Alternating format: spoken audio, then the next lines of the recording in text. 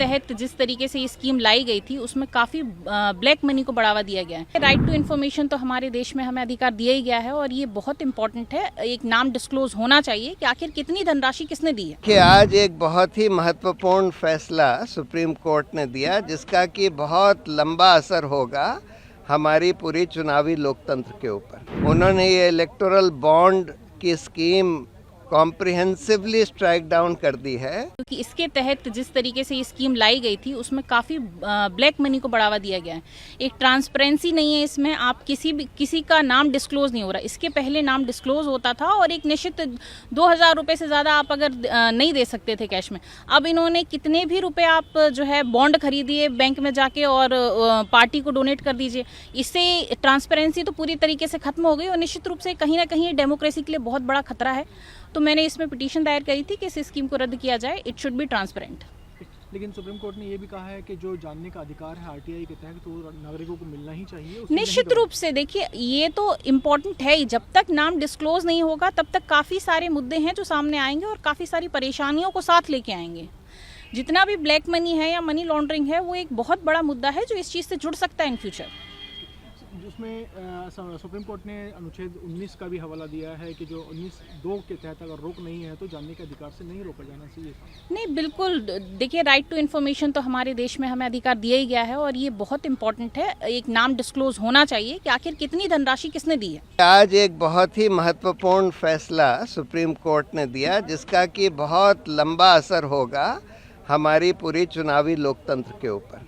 उन्होंने ये electoral bond की स्कीम कॉम्प्रिहेंसिवली स्ट्राइक डाउन कर दी है, ये कहते हुए कि इसमें जो एनोनिमस एलिमेंट इन्होंने लाया कि भाई किसी को पता नहीं लगे कि भाई ये इलेक्टोरल बॉन्ड किसने खरीदे और किसको दिए, ये बिल्कुल हमारे जनता के सूचना के अधिकार के खिलाफ है जो कि एक मौलिक अधिकार है जनता का।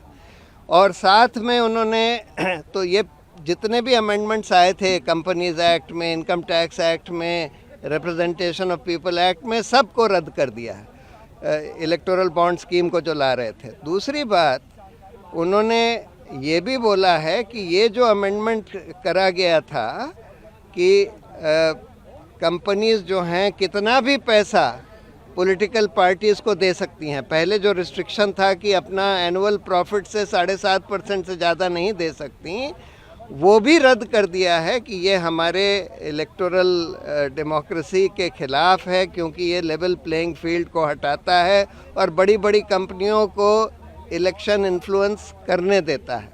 साथ में उन्होंने ये भी बोला है कि जितने भी इलेक्टोरल बॉन्ड्स खरीदे गए और जो जमा करे गए पॉलिटिकल पार्टियों ने जो अपने खातों में जमा करे, उसका पूरा ब्यौरा स्टेट बैंक ऑफ इंडिया जिसके पास ये सारी इन्फॉर्मेशन है वो इलेक्शन कमीशन को दे और ये पब्लिक वेबसाइट पर डाला जाए जिससे कि जनता को पता लगे कि किसने ये इलेक्टोरल बॉन्ड्स खरीदे और किस पॉलिटिकल पार्टी को दिए। जो धनराशि जमा हुई थी इलेक्टोरल बॉन्ड से, क्या उसका खुलासा सरकार ने सुनवाई के दौरान किया?